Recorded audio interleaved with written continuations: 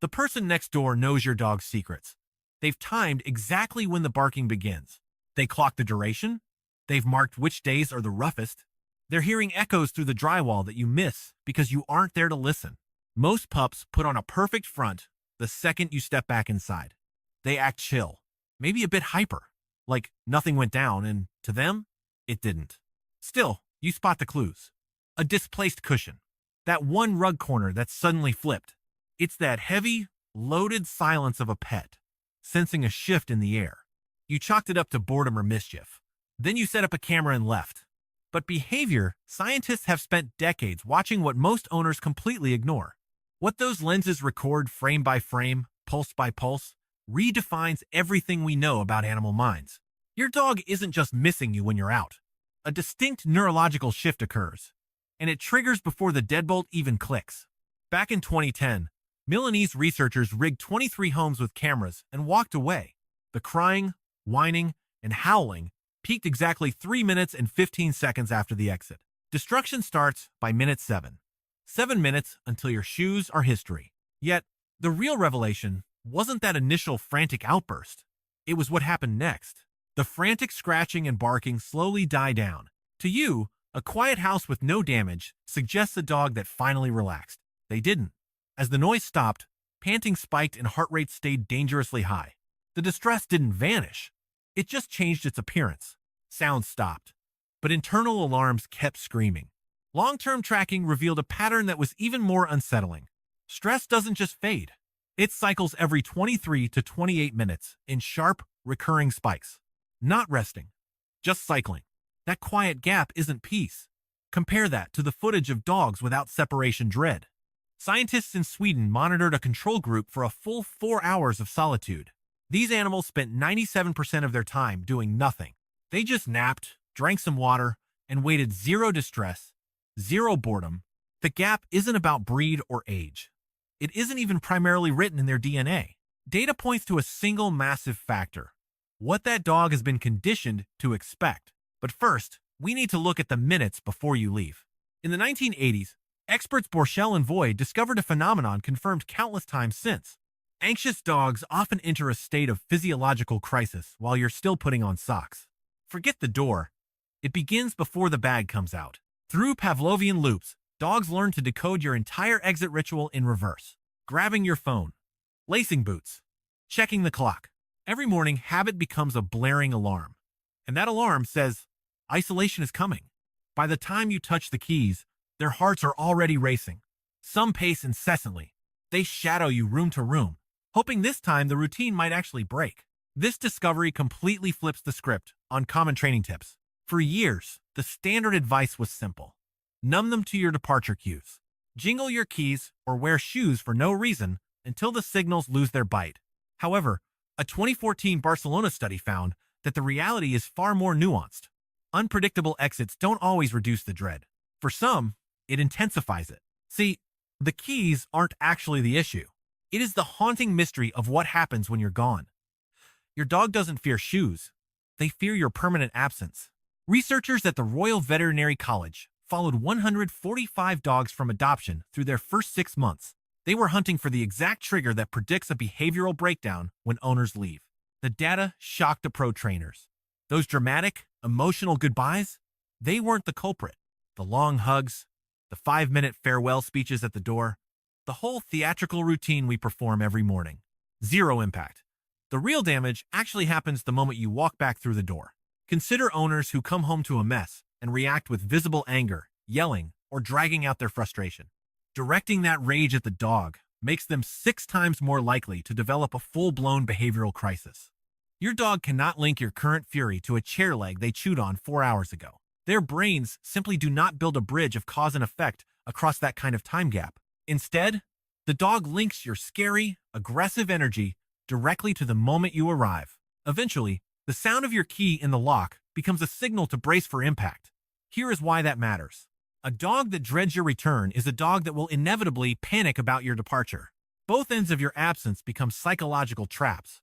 You leave, they spiral. You return, they fear what is coming. The entire day transforms into one long, exhausting loop of nervous anticipation.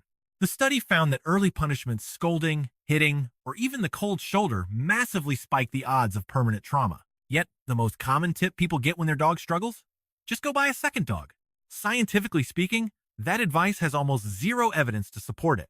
A 2021 study of 77 dogs showed that males in multi-pet homes actually howled more than solo dogs. That is because separation is not just about being lonely in some general sense. It is about the physical absence of one specific person. Another dog cannot fill that void. Now you just have two dogs dealing with different anxieties. Someone's neighbor is having a very long week. This is the part everyone overlooks, mostly because dogs are masters at hiding the evidence.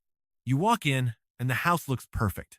No shredded pillows, no accidents.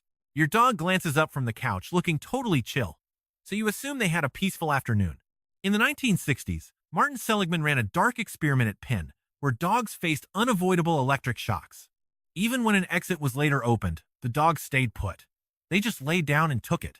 He called it learned helplessness, the moment a living thing realizes that nothing it does will ever change its fate. By 2016, Seligman admitted he had it backwards. Animals do not learn to be passive. Passivity is actually the brain's factory default setting when it is trapped under massive, inescapable stress.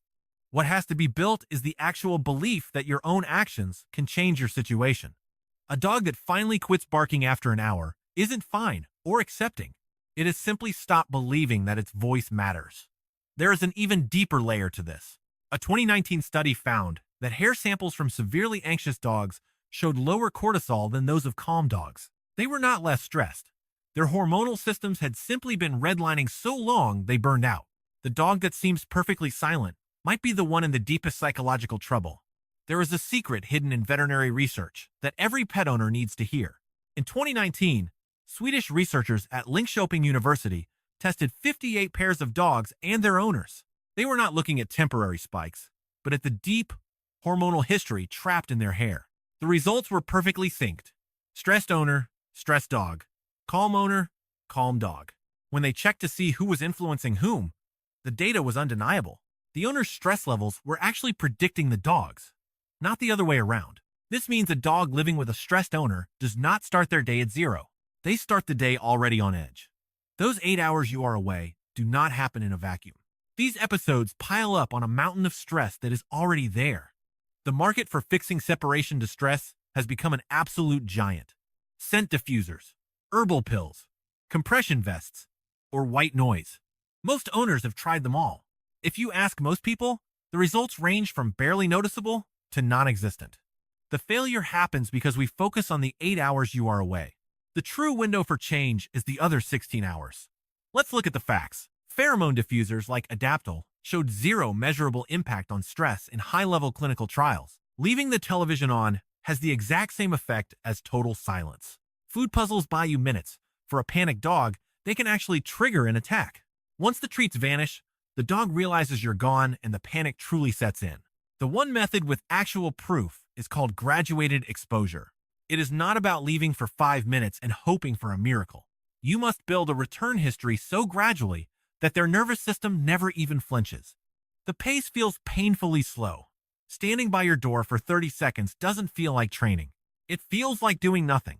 But this isn't about teaching them to sit. You are feeding their brain enough data, leave, return, repeat, to force a system update. Specialists using this method consistently hit a specific, predictable breakthrough point. Once they can handle 40 minutes of alone time, the jump to 4 hours is easy. 40 minutes isn't magic. It's just when the dog finally accepts the new reality. For the most intense cases, a trial of 229 dogs found meds plus training hit 73% success. Other research shows these dogs actually shifted their internal cognitive bias. They stop expecting the worst and start seeing things more neutrally. These medications do not just make the dog sleepy. This allows the brain to actually learn, which is the only way forward. This is what the cameras have been revealing for 30 years. Certain dogs simply wait. Others endure waves of panic every 20 minutes until you walk back through the door. Some go silent in a way that looks calm but is actually pure shutdown. Most never realize their fear isn't your fault, nor is it something a rubber toy or a scent diffuser can actually solve. What they are mourning is the absence of a specific nervous system. Yours. Their biology has synced with your own, until your stress levels move as one. The dogs struggling the most aren't bad or untrained animals.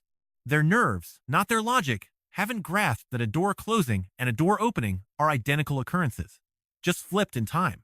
If this shifts your perspective on those long hours away, hit subscribe and share your thoughts below. Does your dog start to panic before you even touch your keys? A massive thank you to everyone for the incredible support on the first video. I built this space with genuine heart, only dreaming that a few curious souls might eventually stumble upon it. I never could have expected this kind of reaction right out of the gate. I appreciate you. This is merely the start. I'll catch you next time, where we dive into the world of felines.